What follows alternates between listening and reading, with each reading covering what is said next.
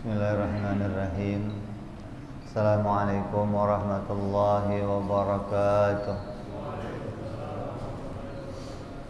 Al-Fatihah ila ruhi sayyidina wa habibina wa syafi'ina Rasulillah Sayyidina Muhammad ibn Abdullah sallallahu alaihi wa ala alihi wa ashabihi wa azwajihi wa dhurriyyatihi anna Allah yu'ali darajatihim bil jannah wa yanfa'una bi asrarihim wa anwarihim wa ulumihim wa nafahatihim wa barakatihim في الدين والدنيا والآخرة ويجعلنا من حزبهم يرزقنا محبتهم ويتوفانا على ملتهم ويشرنا في زمرتهم بالعافية وسلامة لهم. الفاتحة. أعوذ بالله من الشيطان الرجيم. بسم الله الرحمن الرحيم. الحمد لله رب العالمين الرحمن الرحيم مالك يوم الدين إياك نعبد وإياك نستعين اهدنا الصراط المستقيم صراط الذين أنعمت عليهم غير المغضوب عليهم ولا الضالين آمين.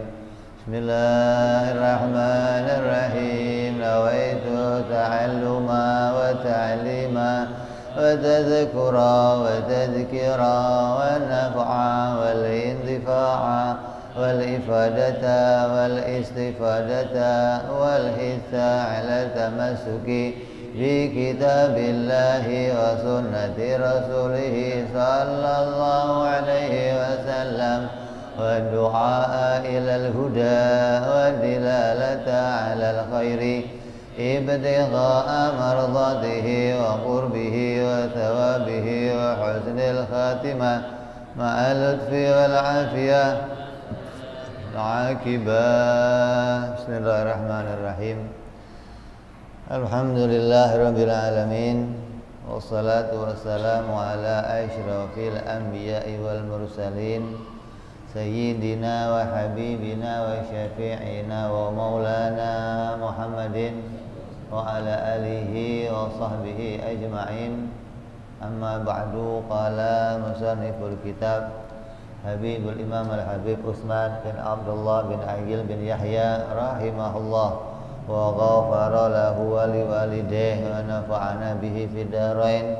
Allahumma aftah qulubana futuhal arifin wa bihidmatika wansur alaina birahmatika ya arhamar rahimin. Ila anqal, sampai pada catatan penting yang kedua dari Al-Habib Utsman bin Abdullah bin Aqil bin Yahya, Mufti Batawi. Catatan yang pertama kemarin bahwa telah kita ketahui agama mewajibkan kepada tiap-tiap orang mukallaf agar mengenal kepada Allah Subhanahu wa ta'ala dengan seluruh akidah yang telah kita pelajari, yang jumlahnya ada 41 akidah yang berkaitan dengan hak-haknya Allah Subhanahu wa ta'ala. Maka sebenarnya kata beliau bahwa tidak ada akidah yang lebih benar selain akidah Ahlus Sunnah wal Jamaah, hingga dikatakan oleh para sesepuh, para pokok-pokoknya habaib, tokoh-tokoh utama dari habaib, di antaranya Al-Habib Umar bin Abdurrahman Al-Attas sahibur Ratib, yang sering kita baca Ratib Al-Attas. Beliau mengatakan kun asy'ariyan fi'tiqadika fa innahu manhalus sofiyyu an-nizaighi wal kufri. Kata beliau, jadikanlah akidah kalian akidah yang mengikuti Imam Abu Hasan Al-Asy'ari, karena akidah beliau, kata Habib Umar, adalah akidah yang membawa kita keluar dari kekotoran dan kekafiran. Akidah Imam Asy'ari adalah akidah yang bersih, yang membawa kita keluar dari kekotoran dan kekafiran. Jadi jangan sampai kita melirik berpindah kepada akidah yang lain selain akidah yang telah diajarkan oleh para pendahulu-pendahulu kita. Akidah lain contohnya seperti apa? Akidah yang mengajarkan kita ayo kembali kepada Al-Quran dan hadis. Nah, ini bukan kelompok kita. Ada lagi akidah yang mengajarkan, oh kalau bertauhid itu harus 3, uluhiyah, rububiyah, asma dan sifat. Maka itu bukan akidah Ahlus Sunnah yang kita ajarkan, yang berasal dari Imam Abu Hasan Al-Asy'ari. Jadi banyak kelompok-kelompok yang mengajarkan akidah tapi keluar dari akidahnya Ahlus Sunnah wal Jamaah. Ada kelompoknya lagi orang-orang Qadariyah yang mengatakan mereka adalah ahlil adl wa tauhid. Ada lagi kelompoknya orang-orang Syiah. Maka ini kita harus punya benteng yang kuat untuk mempertahankan akidah Ahlus Sunnah wal Jamaah. Cirinya apa? Cirinya ya kembali tadi, di musola-musola, di masjid-masjid kita hidupkan kembali nadzoman sifat 20, wujud, qidam, baqa. Kalau itu kembali kita hidupkan, maka itu mencerminkan ciri Ahlus Sunnah ada di musola itu atau di masjid tersebut. Kalau ini sudah hilang, maka ciri utamanya sudah bergeser.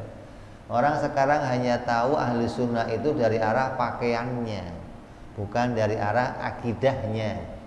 Makanya Sayyid Muhammad Al-Maliki dari Mekah, beliau di dalam kitabnya Mafahim Yajib an Tusahhah, beliau menjelaskan bahwa di akhir zaman sekarang ini sudah sedikit orang Islam yang mengetahui akidah Imam Abu Hasan Al-Asy'ari. Coba.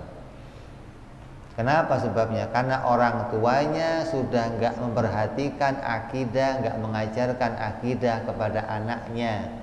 Para orang tua sekarang lebih memilih mengajarkan, memberikan pakaian kepada anaknya, bukan akidah kepada anaknya. Padahal pakaian itu gampang dicopot, gampang dipakai. Tapi kalau akidah, ini prinsip yang nggak boleh berubah. Maka orang tua harus menekankan kepada anaknya akidah Ahlus Sunnah wal Jamaah. Kalau anak itu ngaji di musola, ngaji di majelis taklim, ngaji tajwid, ngaji tentang ilmu fikih, maka sepulang dari pengajian tanyakan apakah di sana mengajarkan akidah, tanya bagaimana akidahnya. Jangan sampai nanti setelah anak kita gede baru kita tahu, ternyata akidahnya melenceng, kan berat ini. Ya. Jadi yang pertama, catatan penting, Habib Utsman mengatakan jangan berganti kepada akidah yang lain. Tekankan akidah Asy'ariyah kepada anak-anak kita, keluarga kita, sanak saudara kita. Karena akidah inilah akidah yang lurus dan tidak ada akidah yang lebih benar dari akidah Ahlus Sunnah yang kita pelajari ini. Yang kedua, kata beliau, pesan pentingnya bahwasannya setiap akidah yang wajib bagi Allah atau yang wajib bagi para rasul itu dinamakan wajib menurut hukum akli. Jadi kita dipentingkan, dipesankan oleh beliau di dalam ngaji tauhid ini ada hukum wajib. Allah wajib ada, Allah wajib qidam, Allah wajib baqa, Allah wajib mukhalafah, Allah wajib qiyamuhu binafsi, Allah wajib wahdaniyah. Lalu wajib yang disandarkan kepada Allah itu, wajib yang dihukumkan kepada Allah itu wajibnya wajib apa? Kamu harus tahu, jangan sampai nanti kita mengatakan wajib yang dihukumkan kepada Allah itu maknanya wajib syar'i. Wah, ini berat, berabe bisa-bisa itu. Berarti kamu nggak mengerti antara perbedaan mana hukum syar'i, mana hukum akli, mana hukum addi. Jadi beliau menekankan semua yang berkaitan dengan wajib-wajib yang menyangkut kepada Allah itu maknanya wajibnya wajib menurut akal. Begitu pula yang menyangkut kepada hak-haknya para nabi alaihi wassalatu wassalam. Wajib nabi siddiq, wajib nabi amanah, wajib nabi tabligh. Wajib yang mau disifatkan kepada Nabi itu juga wajib menurut hukum akli.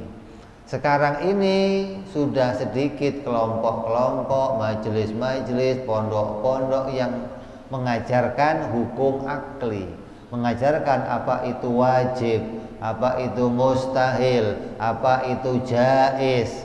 Sudah sedikit. Kamu boleh cari ke majelis-majelis di Jakarta, mana majelis yang mengajarkan wajib, mustahil, jaiz. Sudah kelintiran. Kalaupun diajarkan, yang diajarkan hanya menghafalkan, bukan memberikan penjelasan. Maka beliau mengatakan setiap akidah yang berkaitan dengan haknya Allah, yang menyatakan itu menjadi wajib bagi Allah, maka wajib yang dimaksud di situ adalah wajib menurut hukum akli untuk diiktikadkan, untuk dipedomani. Begitupun yang mustahil, mustahilnya juga menurut hukum akli. Begitu pula yang jaiz menurut hukum akli. Apa sih bedanya wajib menurut hukum akli dan wajib menurut hukum syar'i? Wajib menurut hukum syar'i itu maknanya siapa yang mengerjakan mendapatkan pahala, siapa yang meninggalkannya mendapatkan dosa. Itu wajib menurut hukum syar'i. Nah, kalau wajib dalam kitab ini, wajib dalam ilmu tauhid, wajib dalam hukum akli, itu maknanya sesuatu yang tidak pernah akan tiada. Sesuatu yang tidak pernah tiada. Jadi semua sifat-sifat Allah, Allah wajib wujud, maknanya wujud tidak akan pernah tiada bagi Allah. Allah wajib baqo, maknanya baqo tidak pernah tiada bagi Allah. Allah wajib kidam, kidam gak pernah tiada bagi Allah. Allah wajib berkuasa, Allah wajib berilmu, Allah wajib mendengar, Allah wajib berkehendak. Maknanya semua sifat-sifat itu tidak pernah tiada bagi Allah. Itu yang dimaksud wajib akli, bukan wajib syar'i. Nanti kalau tahu-tahu kamu nggak nyambung, ini wajibnya wajib apa, wajib syar'i, ada Tuhan dapat pahala kan repot nanti. Allah dapat pahala kan. Ya, jadi harus jelas kamu ngerti mana wajib, mustahil, jaiz menurut hukum akal. Terus yang ketiga, pesan beliau, telah diketahui bahwa wajib bagi Allah suci dari segala mengambil manfaat dalam perbuatan-perbuatan dan hukum-hukumnya.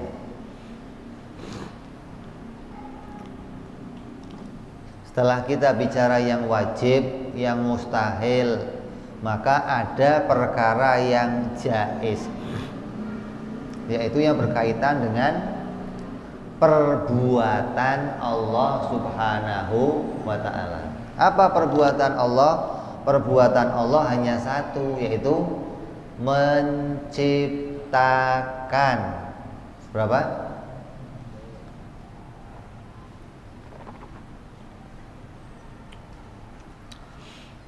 Maka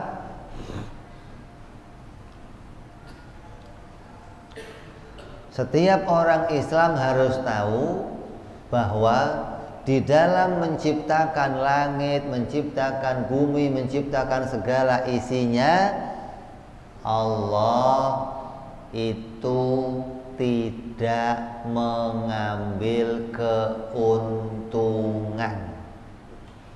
Allah bikin apa saja, Allah tidak mengambil keuntungan.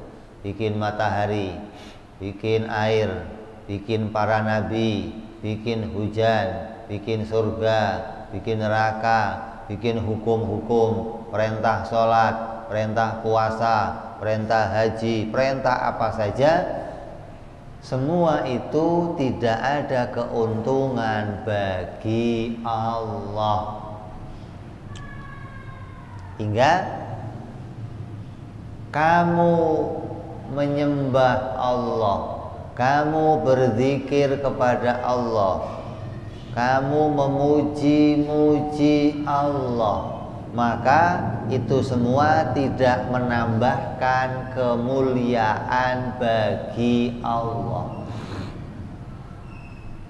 Begitu pula sebaliknya, kita maksiat, kita berbuat jahat, berbuat sembrono di dunia ini, ingkar kepada Allah, tidak patuh kepada Allah, maksiat kepada Allah, maka Allah tidak mendapatkan kerugian.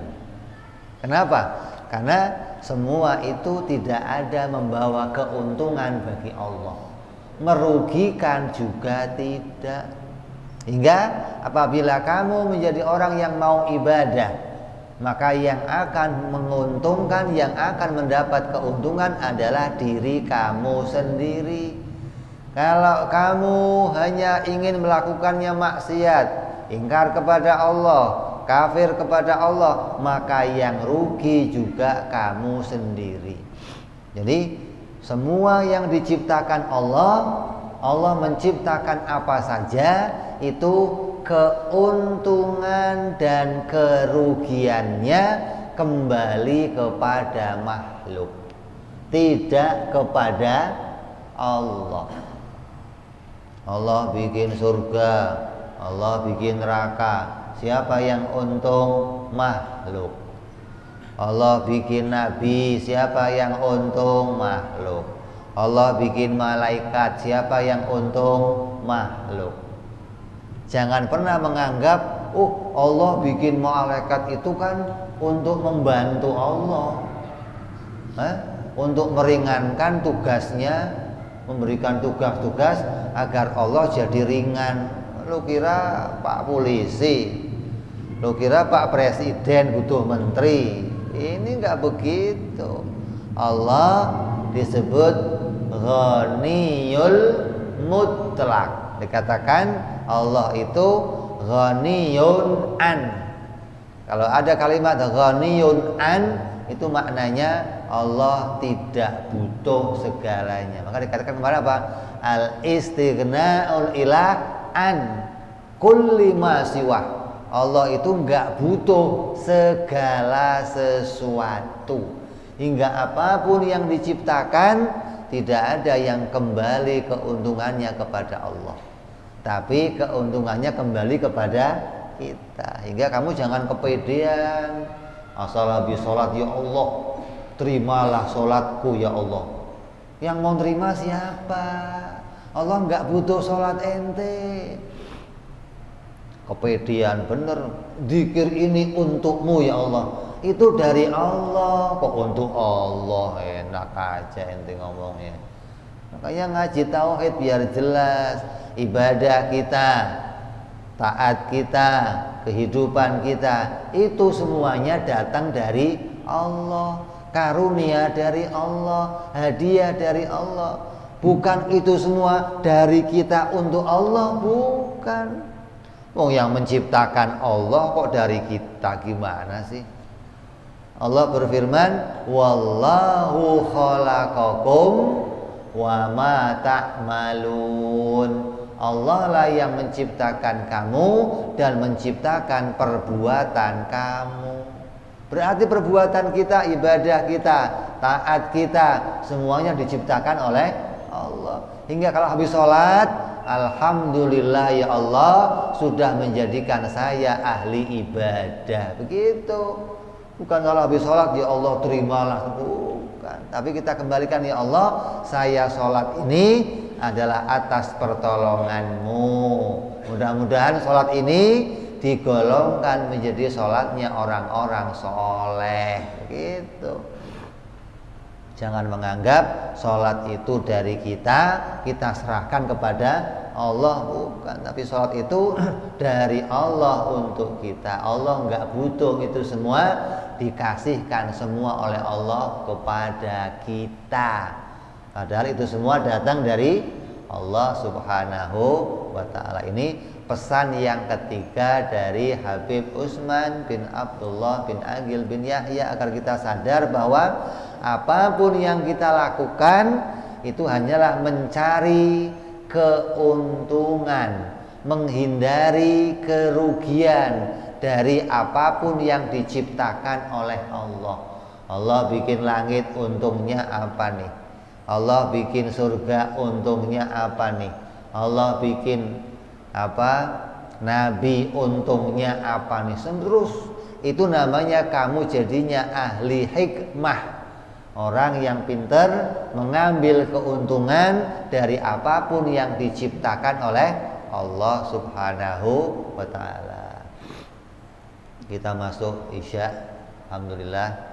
Kita dengerin adzan Isya sebentar. Wallah.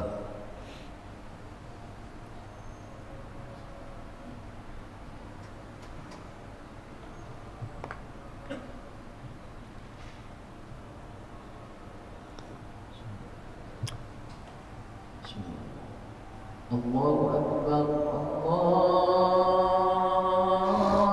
Akbar, Allahu Akbar, Allahu Akbar. Allahu Akbar, Allahu Akbar. Asyhadu an la ilaha illallah. Asyhadu an la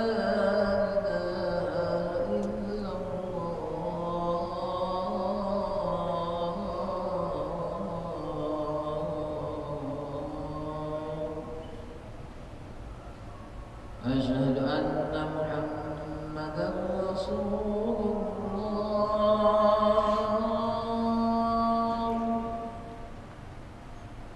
أشهد أن محمدا رسول الله.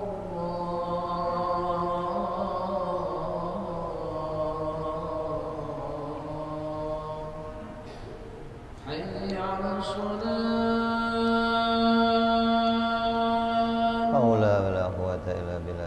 حي على الصلاة.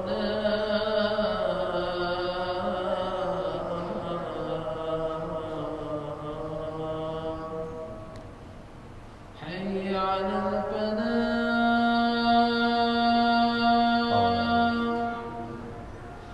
حي على الفلاح.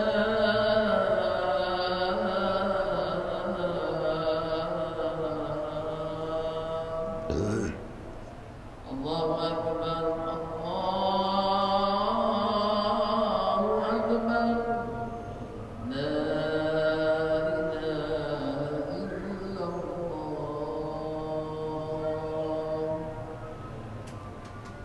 لا إله إلا الله محمد رسول الله صلى الله عليه وسلم. اللهم رب هذه الدعوات التامة صلاة القائمة سيدنا محمد الوسيلة والفضيلة والشرف والدرجة العالية الرفيعة وبدء المقام المحمود الذي وعدته يا أرحم الراحمين. رب اغفر لي ولوالدي، رب اغفر لي ولوالدي، رب اغفر لي ولوالدي يا الله. رب اغفر لي ولوالدي، رب اغفر لي ولوالدي وارحمهما كما ربيانا صغيرا. اللهم بارك لنا وفي أولادنا واحفظهم ولا تضرهم وارزقنا برهم ووفقهم لطاعتك. اللهم بارك لنا ولهم في الحال والمعال والعيال بجاه كبير المتعال. وصلى الله على سيدنا محمد النبي الأمي وعلى آله وصحبه وسلم. والحمد لله rabbil alamin.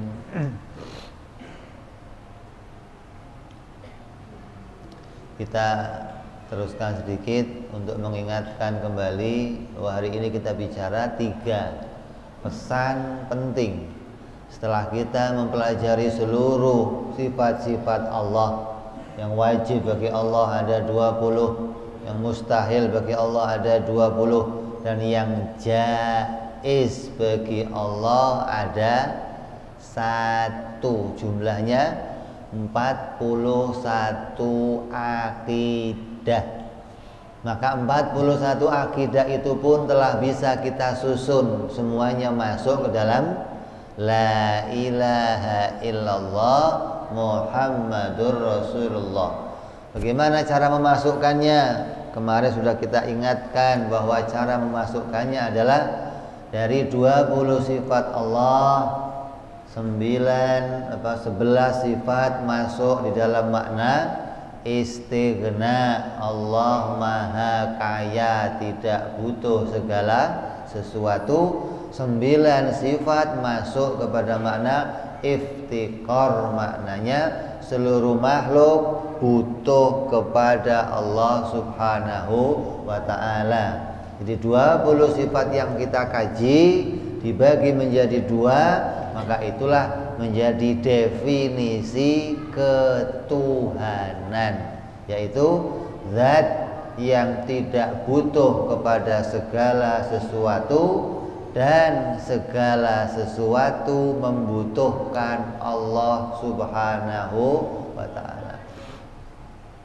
Maka setelah bisa kita menyusun akidah itu, tugas kita adalah tinggal masuk nanti pada penjelasan yang akhir, masuk pada bab ketiga dalam kajian ilmu tauhid, yaitu bagaimana kita berzikir dengan benar. Apa artinya zikir? Zikir itu mengingat dan menyebut. Itu namanya zikir. Bisa disebut, bisa dikatakan mengingat, bisa dikatakan menyebut. Artinya apa?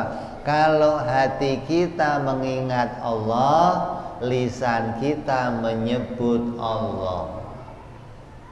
Kalau lisannya menyebut Allah, hatinya menghadirkan, mengingat sifat-sifat Allah. Itu baru namanya zikir. Kalau kamu zikir kok hanya membaca, muter-muter tasbih, beginiin aja tasbihnya, cepet zikirnya nanti, nggak usah satu-satu. Kenapa diputer satu-satu? Kalau kata orang Jawa namanya tasbih, netes kabeh. Tasbih itu apa ya? Netes artinya biar mecah semua. Biar tiap bacaannya itu sampai mengingatkan kita kepada Allah subhanahu wa ta'ala. Tiap satu bacaannya ingat kepada Allah, satu bacaannya ingat kepada Allah. Nah, apa yang diingat dari Allah? Yang diingat dari Allah ya sifat-sifat yang sudah kita pelajari. Jadi aneh kalau ada orang mengatakan saya mengingat Allah. Apa yang kamu ingat dari Allah? Oh, ini langit, bumi mengingatkan saya kepada Allah. Itu bukan ingat Allah. Ingat Allah itu ya mengingat keadaan yang ada pada dirinya Allah. Itu ingat Allah namanya. Kamu di rumah setelah ngaji pulang ingat saya. Yang kamu ingat siapa? Apa? Ya yang ada pada diri saya. Kalau kamu ingat saya tapi yang diingat kok rumah, yang diingat mobil, yang diingat motor, bukan ingat saya namanya.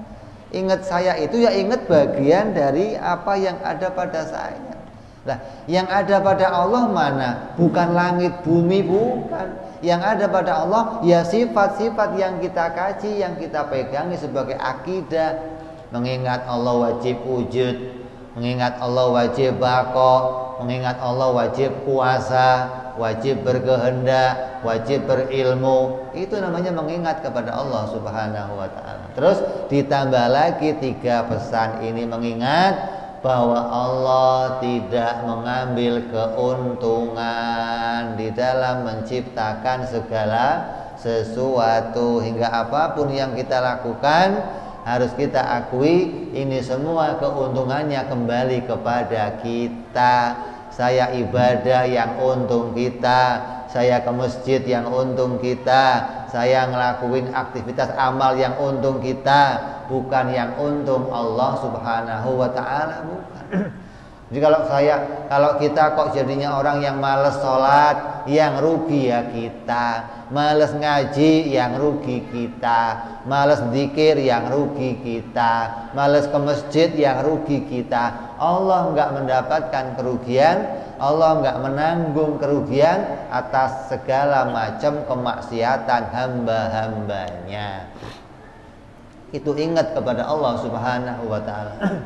Jadi mengingat kepada Allah adalah kembali kepada menghadirkan akidah yang kita kaji di dalam tiap zikir-zikir kita.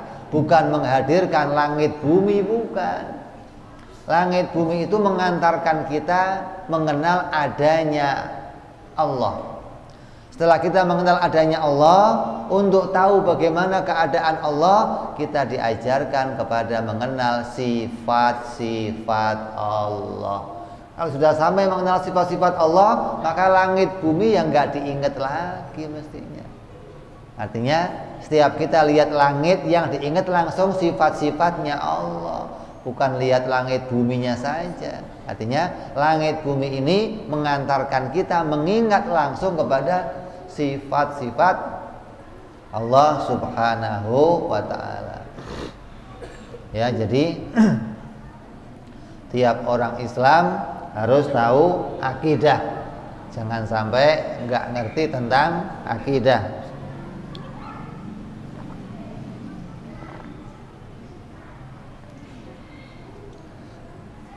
Dan akidah Ahlus Sunnah adalah akidah yang bersumber dari Imam Abu Hasan Al-Asy'ari, yang terus turun kepada para ulama-ulama, kepada Imam Al-Ghazali, kepada Imamul Haddad, kepada Imam Habib Umar bin Abdurrahman Al-Attas, kepada Imam Nawawi, kepada Habib Utsman bin Yahya, sampai kepada kita sekarang ini. Bahkan ini menjadi akidahnya seluruh wali-walinya Allah. Habib Husain bin Abu Bakar Al-Idrus yang punya masjid ini, yang punya makam keramat ini, pasti berakidah Ahlus Sunnah wal Jamaah, pasti berakidah mengikuti Imam Abu Hasan Al-Asy'ari. Karena nggak akan mungkin jadi orang saleh, nggak akan mungkin jadi walinya Allah kalau dia nggak berakidah Imam Abu Hasan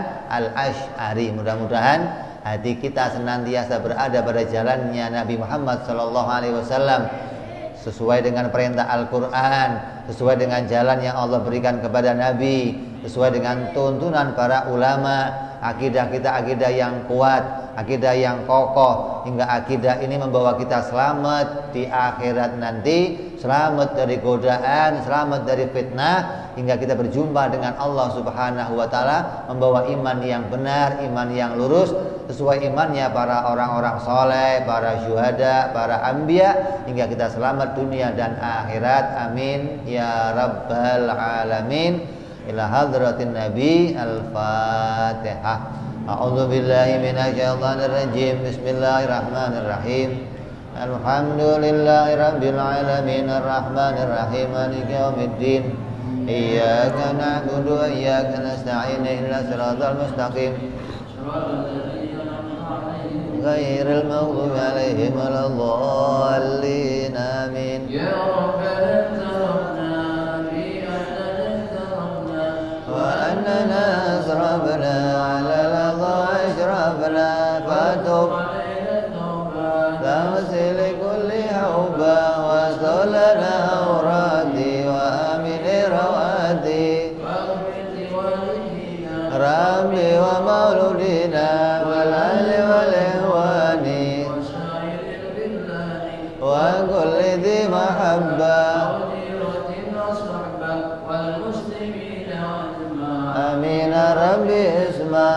فضلا وجودا منا لا بانتساب منا بالمصطفى رسوله نرضى بكل سوء صلى وسلم ربي عليه عند الحب وآله وصحبه عداد قوس سحبي والحمد لله في البدء والثناء سبحان ربك رب العزة عما يصفون وسلام على المرسلين الحمد لله رب العالمين. Assalamualaikum warahmatullahi wabarakatuh.